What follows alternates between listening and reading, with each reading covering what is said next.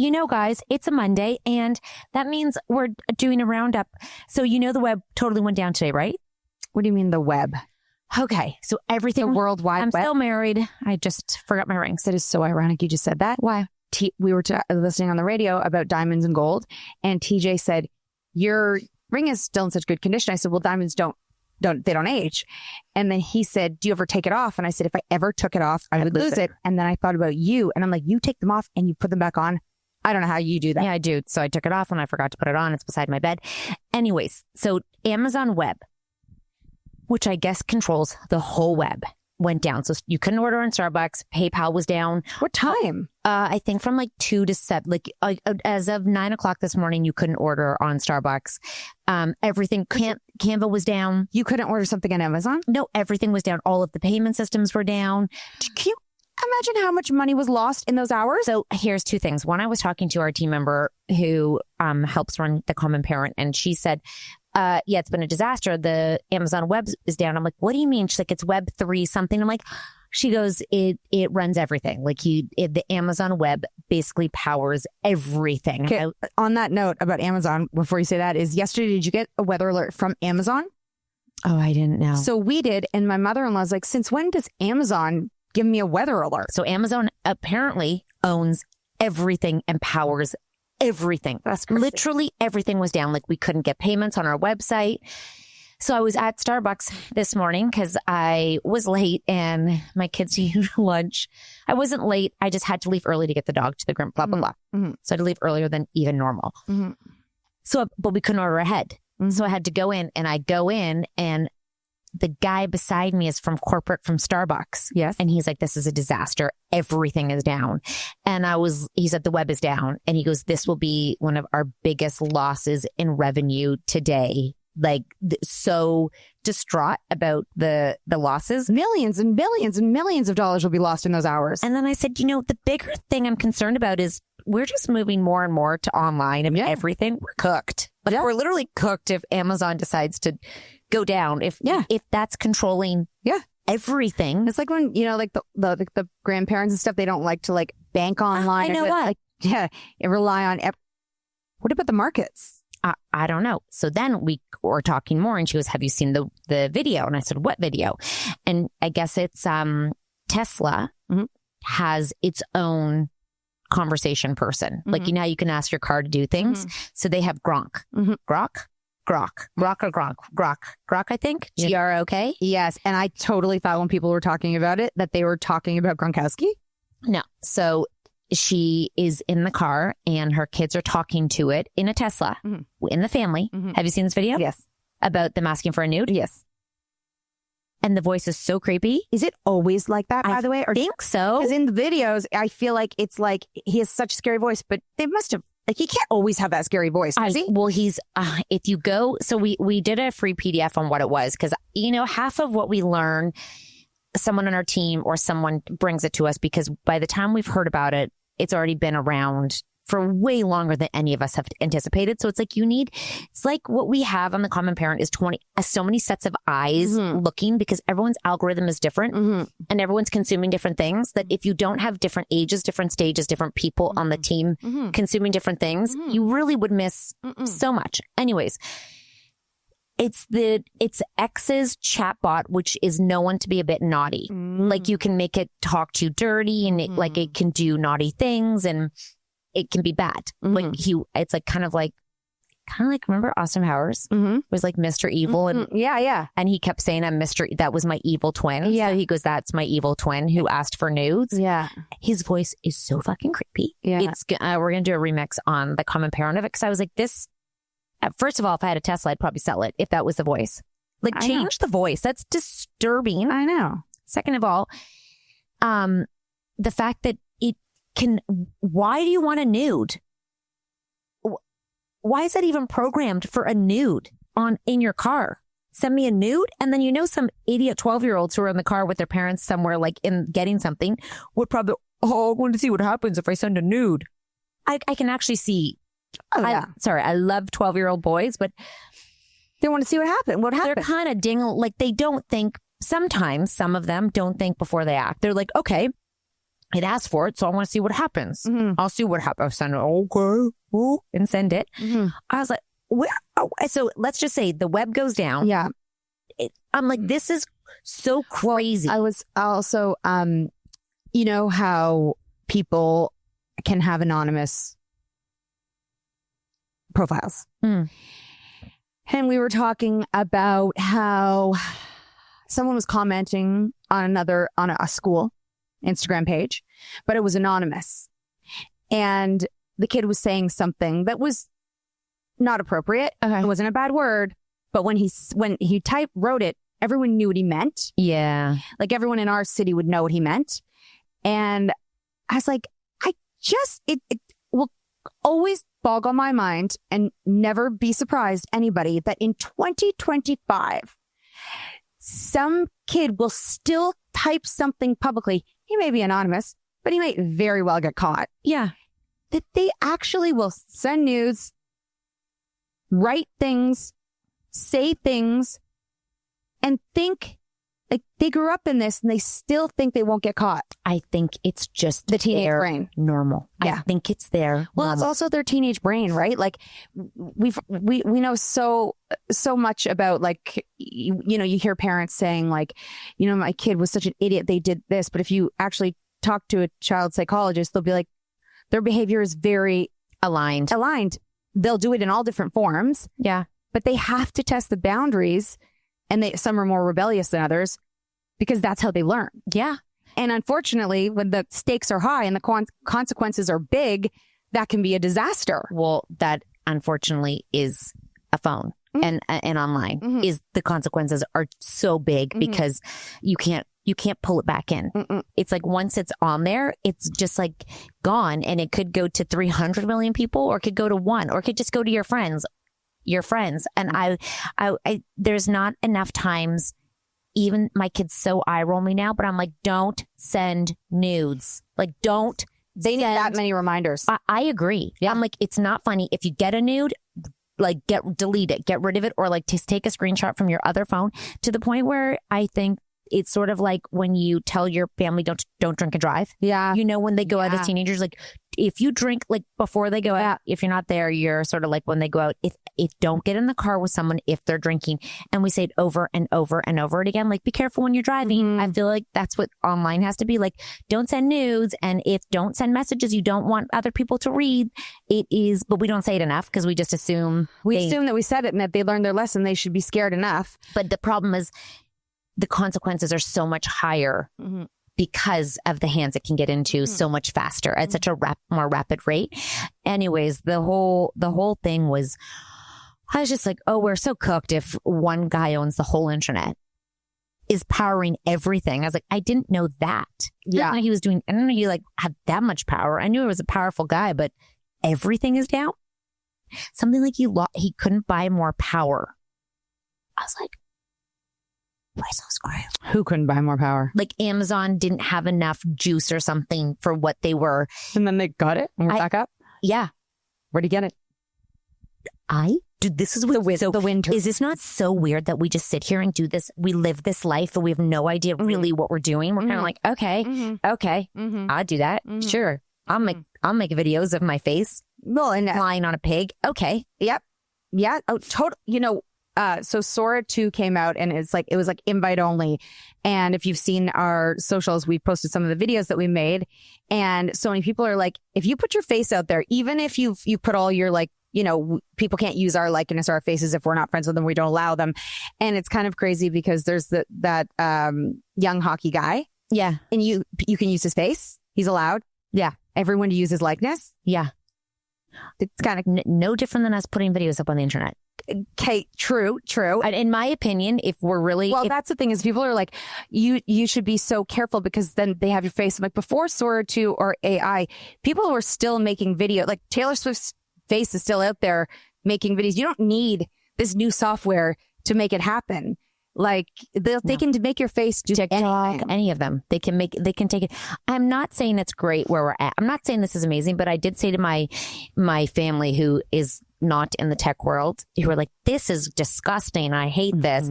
I said, you know, when the telephone came in and caller ID came in, there's videos of people going like, this is an invasion of privacy, and I can't believe that we're allowing people to see who's calling us. We have evolved. I'm sure when the microwave came in, people were like, I will never, this is terrible. When the self-driving cars came in. So there's always going to be pushback, which I think is important because it's part of the process. But at the same time, if you're not in the world, you're kind of choosing to step out, and I believe you become irrelevant. Well, and also if you're like, oh, this is so crazy. I literally think to myself, like a couple of years from now, the people that are like, this is so crazy, are going to be using it too. Oh my God. Of course we are. Yeah. Of course, everyone will be. My algorithm is full of this one thing, and I have to tell you. And I also have another question about my algorithm and how we just do things without thinking. We don't question things. People are like, do this. And you're like, okay, I'll do this. Especially when it's just up on your algorithm as someone who says they're an expert. So my feed, my algorithm, our algorithm is like it ping pongs. It's like so quickly it changes. It feels like it's out on speed because you'll just look at one thing for a second and then it's like 75 videos. I'm like, I just was interested a little bit, like not interested in 5,000 videos, just a little bit. I was curious what they were. Quick question. I don't need to know every side of it from every person who claims to be an expert. I was a little bit, right now the algorithm is full of manifestation. And have you seen this? No, I have another thing. On our Instagram, everyone's like basically how powerful your brain is, which is not new science, but they're all claiming new science, and how what you think is what your body will do. I'm not sure where this is new, but again, we've come back out with. But you know what? You know what's so crazy is that the world is so big. The algorithm, everyone's world is this idea of manifestation, which in our world has been so abundant. Maybe for some people, they actually have never really dove in. So now they have neuroscientists and they have Dr. Ahmed, who is the guy who looks at brains and basically breaking news. If you haven't heard it, if you tell your brain to do something, and Harvard just came out with a big study. It's always Harvard study. So Harvard came out with a study that like Forbes. Okay. Harvard and Forbes. Harvard, you can pay to get in Forbes, by the way, but kudos to you if you got in. No, but I really like if you did get in, but you paid for it, go for good for you. Whoever got it. We should just make that a fake magazine. Okay. Anyways, back to manifestation. If you write it down, you're 70% more likely to do it, make it happen. To make it happen. If you tell yourself every day it's going to happen, it most likely will happen. If you look at the positive things in life, your life will be more positive. If you wake up and you're inherently negative, your life will be more negative. If you think of bad things all the time, your life will be bad. You'll have bad feelings. It's like, I'm not sure what's new. It's not. And just if you're just like, just need a little clarity on that. In everybody's life, there's tons of positive, there's tons of negative. You can choose to look at the negative and like focus on it. And that's. I do have a question for you. Yeah. We have 7 children.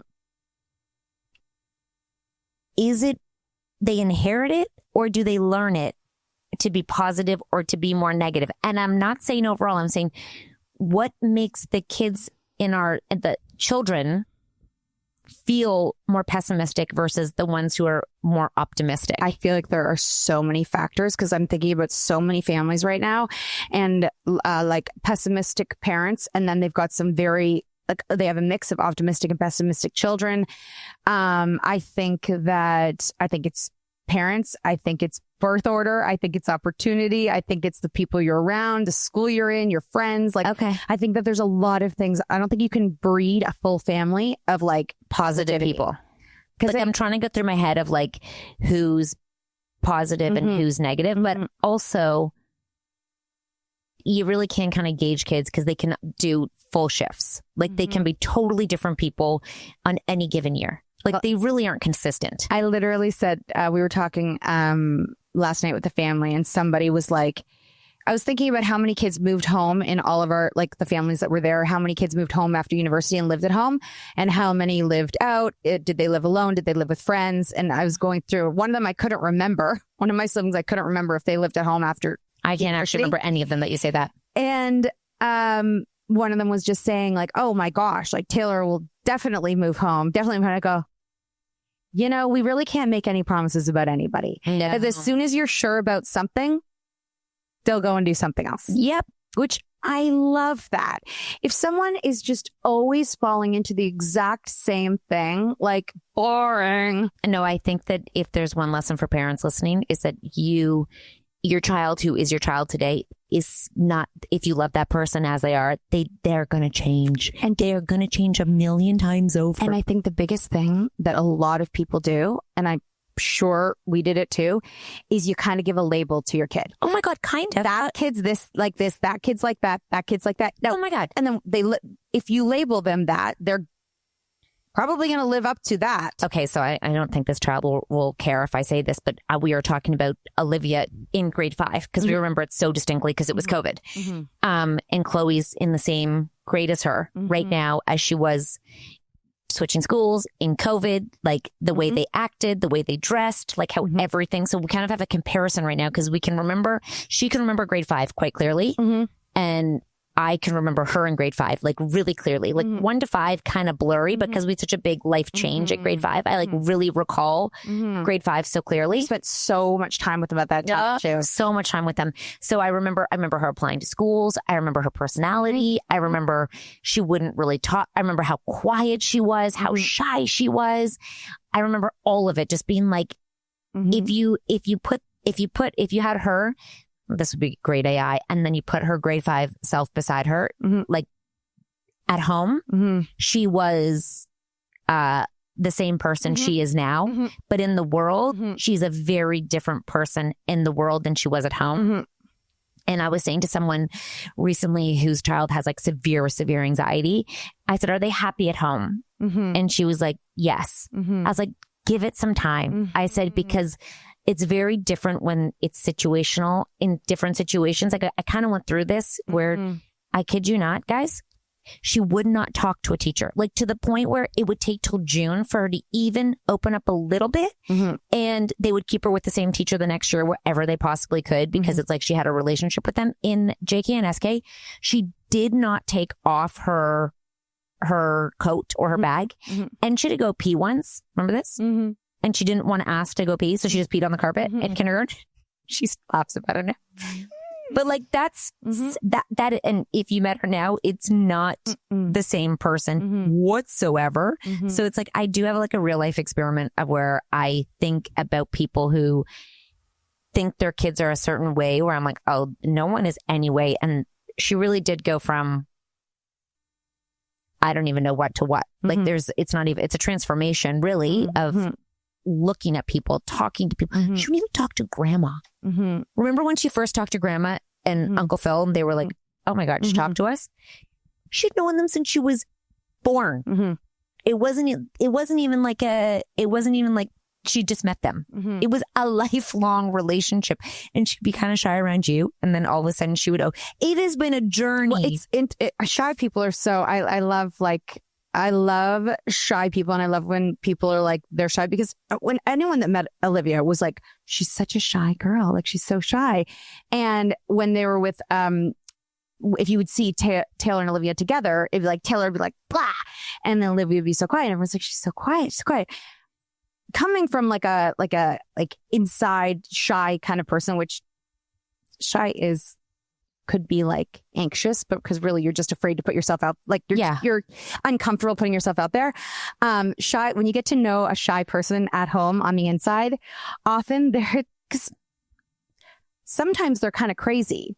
Oh, wait, sometimes it's because you guys eat your anxiety and you sit there with it and you have to get rid of it. So you barf it all over the people you're comfortable with, which is usually hyper and crazy.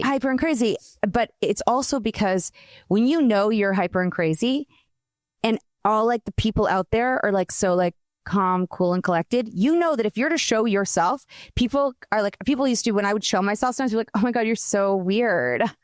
Right? And so I'm like, okay, well, I guess I'm not going to show it because you'll think it's weird, but really it's actually really fun.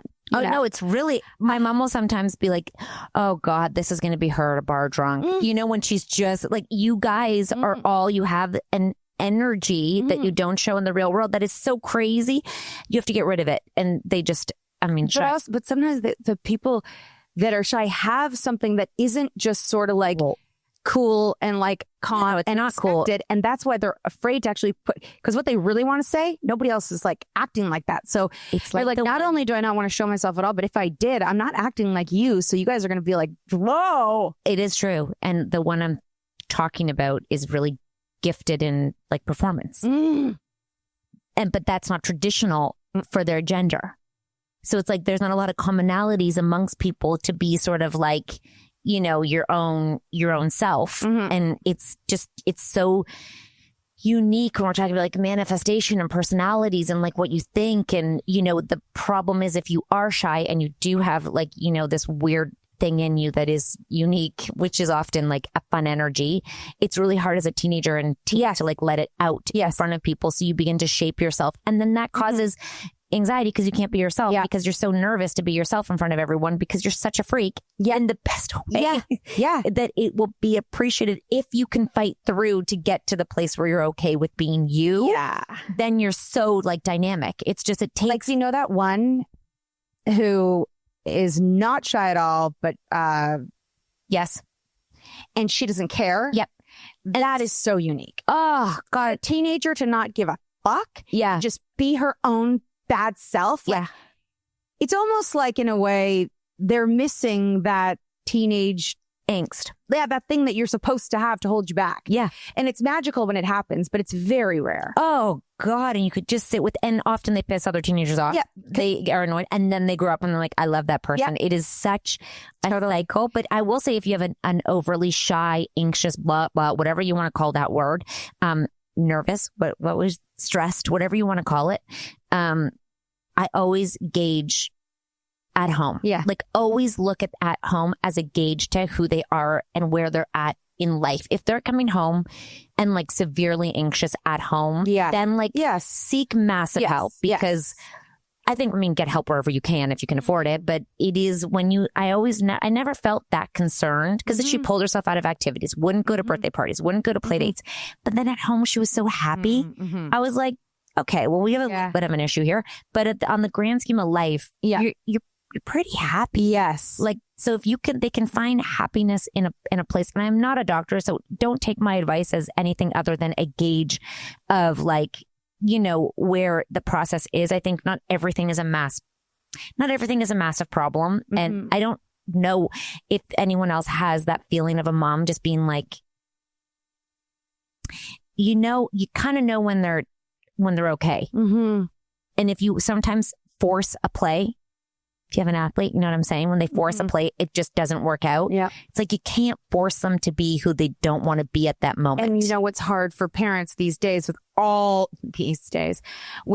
of these voices is that thing that you're pointing at.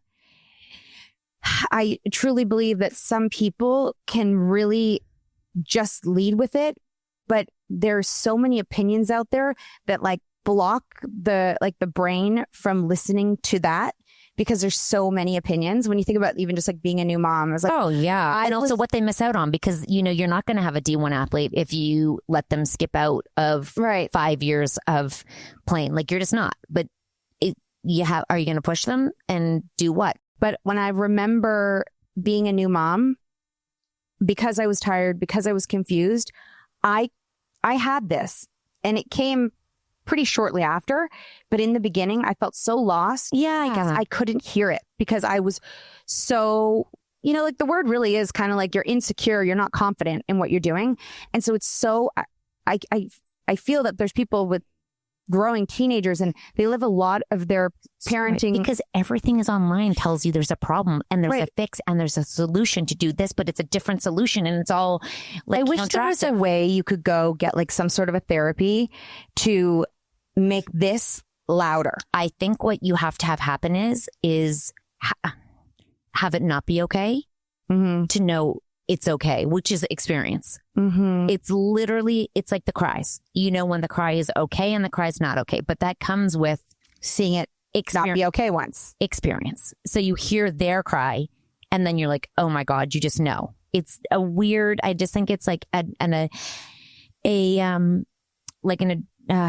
it's an intuition and a connection that you have to just like listen to. And also there are things you can absolutely do to gauge. Like if they come home and they're not okay, if they're not happy anywhere, that's a problem. Like if they're literally just miserable everywhere, problem. If they're disconnected everywhere, problem. But like if they have one or two great friends, not a million, that's amazing. If they have one friend that they like, that's amazing. But then another mom is sitting there being like, but my kid only has two good friends. Like, where's their group? And they just, but like, well, you have to not compare. And that's really easy. You also have to let go of what you want for their childhood. Yeah. You have to let go of what you think their happiness would be. Yeah. So you have to let go of like what that was a hard one for me, to be totally honest. Like my teenagehood was so fun. I mean, really tumultuous and really angsty and really like, I was a baddie, but it was free. Like I was so naughty. I learned so much about myself from being like that. But I have to let go that that's not going to be her experience and let go of, she's not going to go to a park party. And that's okay. And because I am okay with that. And I guess if she never went to the park party, she in a way doesn't know what she's missing. So it doesn't matter. They don't know. Find it somewhere else. I just feel sad for them. I know. But I do think like, I think my son came home and he had the amazing experience of going to meet a bunch of NHL players on his favorite team. And he was talking to them and they said, we don't go out anymore. We love to just game together. They said that to him. He goes, see, so they just game too. And because I'm always like, buddy, call people. And he's like, see? And I was like, I guess things change and I have to be okay with it. I have to let go of my shit that it's their fun isn't my fun. Yeah. And I'm okay with it. It's not like I want them to be people. I want them to experience things in life that are just fun, in my opinion. Not saying that being found in a park somewhere is fun. I just mean the secret society of teenhood that used to live. It was like a secret society. And parents knew nothing. And parents didn't know. It was kind of fun. And I think that like you and I did this a lot. And I don't know why we did it more than other people. Other people did it too. We didn't do it to the max. But like, I liked the feeling of being rebellious. Like I liked the feeling of doing things that I knew that we knew weren't right. I think you find yourself in it. It's like boundaries. Like you want to push them to see how far you can push them. And then it's normal. Like that's what teenagers do. I said to my daughter, I'm like, your rebellion, like they're all going to rebel somewhere. And it's usually against exactly how you are. So they want to be exactly not like you. So they're going to rebel exactly. You do this, I'm going to go do that. Because I guarantee if we sat if we were them, they would probably be out till 3 in the morning. If we did, I know it is. They don't want what they know. Yeah, they want their own thing. I just know that parents who are the strictest and the blah blah blah blah blah, they have the craziest kids. It's like my kids are like, I know they have all the things, and our kids will come home and like tell us the stories about them, and we're like, you would never think that with those parents they'd be able to get away with that, and they do. They do. It's but that secret society, I do wish for every. Not the partying. I just mean the secret life of teenagers. Yeah. They had a secret life of phone calls and crushes and meeting up and like not knowing who was going to be there. It's just, I know. It's nostalgic and they'll never have it. It was so, gosh. I mean, I just think about all those naughty times and that was all before like. Oh God. And they're so communicative now. It's like can't even like guess if he likes you or not. It's like they all fucking set their boundaries so early. I'm like, you don't even have to guess anymore. It's like my feelings are that I'm not really 100% feeling. Shut up with your feelings. The like sometimes you didn't know for months if they liked you or not. Maybe. I know. It was so fun. Oh, it was so fun. With the possibility, and then someone would tell them and you'd be like, oh my God, like grade 6. Like, oh my God, they know. Oh, I know. Now it's like they'll text and I'm like, no, you're supposed to just go to school and talk about it. I literally just like grade 6. I sat in one corner of the classroom. He sat there. I would just make eyes with him. And I was pretty sure he was making the back of me, but I didn't know. Yes. And I never told him. Found out he had a crush on you. Were like, oh my. They were like, he likes somebody. And I was like, even though I know we were making eyes, I was like, it's definitely not me. Do you remember recess? You would go out and just wait for recess and you'd all be like, and running around. And what a dream. There was something really fun about being in a co-ed school. Yeah. And my daughter was learning about like schools and like same-sex schools and everything, and how like there's definitely pluses and minuses. And I totally agree that, you know, boys learn differently, girls learn differently. So if they're in a school that's more catered, like in general, not to say all girls and boys are the same, to cater to the way that a boy and a girl learns could be a more comforting and welcoming learning space. Yeah. But, you know, there was a school that my daughter went to and the principal didn't believe in same sex because she's like, the world isn't about like same sex environments. So you need to learn to be with both. But you know what? Everyone who went to a single sex school ends up in the workforce and they're fine. Yeah. Yeah, no one's segregated that we know of right now. Yeah, like it's worked out. But on that note, and I only went to a girls' private school for 3 years. 3 years is still a long time. By the way, especially when you're young. I should have. I regret nothing. I love the way things turned out. I think I really could have had a lot more fun staying at a girls' school. Yeah, especially. I had because I could be my freak there. Yeah, and it was like embraced because we're all girls. I think that's why it's so great where my little tiny freak is. But when I got to the co-ed school, I had to shut my freak down. Yes. That being said, there were so many fun things that happened at that school, but I definitely, like on a personal level, I didn't get to like. You would have developed probably. I would have been in the drama. Fucking drama. I would have been in the drama program. I would have been those. But on that note, and what I was going to say is, I've never been really comfortable with men.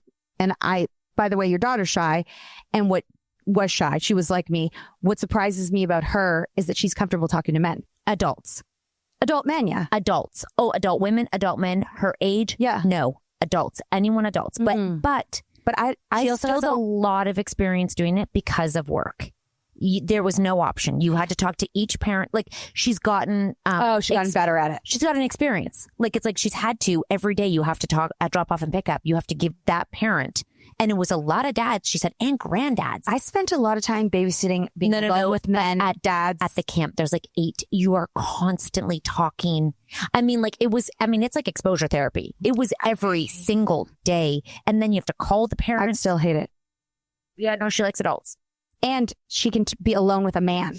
I mean, a dad man. I wouldn't say it's her first choice, but she has had to in some positions, and she can carry a conversation. Yeah, she told me she doesn't mind at all. She's like, I love talking to that man. I have no problem. I'm like, yeah, that's where we differ, because I'm 35 and I still do not like talking to men unless they're like kind of a girly man. It does need to be. And I do think the difference is that she hasn't necessarily been treated like a piece of meat with young, like she doesn't. So the feeling of the tension, it's like kind of like you're just a dad, right? She doesn't know that side of the guys yet, where they're like, I think that's when it shifts, because it's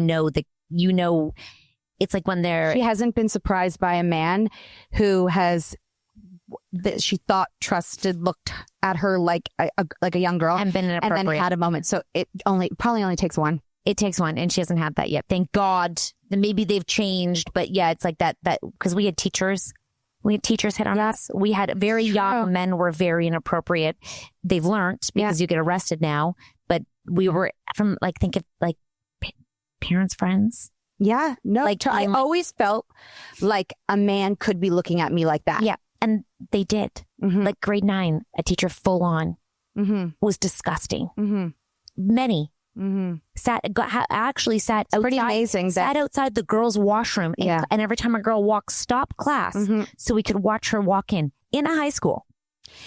It's kind of beautiful that she hasn't had that happen to her yet. Yeah, she hates construction sites. Yeah, she hates one strip. Yeah, she's like they're just because some of them. And we were at the mall yesterday, I think. Mm-hmm. We got to go because this is taking long. She walked into a store where it was lingerie, like Livy and Rose, because she's looking for a Halloween costume. She was looking for pajamas, okay? But a certain kind of pajamas. 7-year-old man just sitting there watching all the girls shop. Maybe he was with someone, but she's like, he was sitting alone. I actually do think, I was just thinking of that, is that I think that our younger women, I think in general, in my experience with the girls we see, I think that girls have more power to be like disgusted with men like that, like outwardly. Well, she walked down, was like, that was disgusting. Right. Where I feel like we would have been like standard, like at our age, and we would like just laughed. I mean, I think of being a waitress. I can't. Yeah, the fucking men, and then their wives walk in 15 minutes later, and they're basically like touching your ass, like, and it was like, ha. You had to laugh so you could get your tip. I feel a little bit. I feel more positive about the younger side. I'm thinking about our daughters, and I'm thinking, Taylor, imagine a man grabbed your ass when you were serving today in this day and age. If you were like serving and you bent over and someone touched your ass, can you imagine? I feel pretty positive about this, guys. Yeah, all right. Because Taylor will literally say, "What are you looking at?" No, I know. To a grown man's face. Yes, no, they need that. I know, but that's what these girls, and your younger daughter and those girls, they're going to be like, what the fuck? Yeah. I mean, I don't have to swear, but they're going to be like, what? Whereas we didn't have that power. No, we had to giggle. We had to be like, hey guys, I feel like something's good in the world. No, something's great in the world. That is a very good. And the men probably haven't changed that much, although they need to be more careful, but it's the women who are like, oh my God. I don't put up with this. The men have to, you will get fired. And if you get caught on video doing it, basically, like, see you later. Like, if you're the president CEO, see you later. Okay, bye, y'all.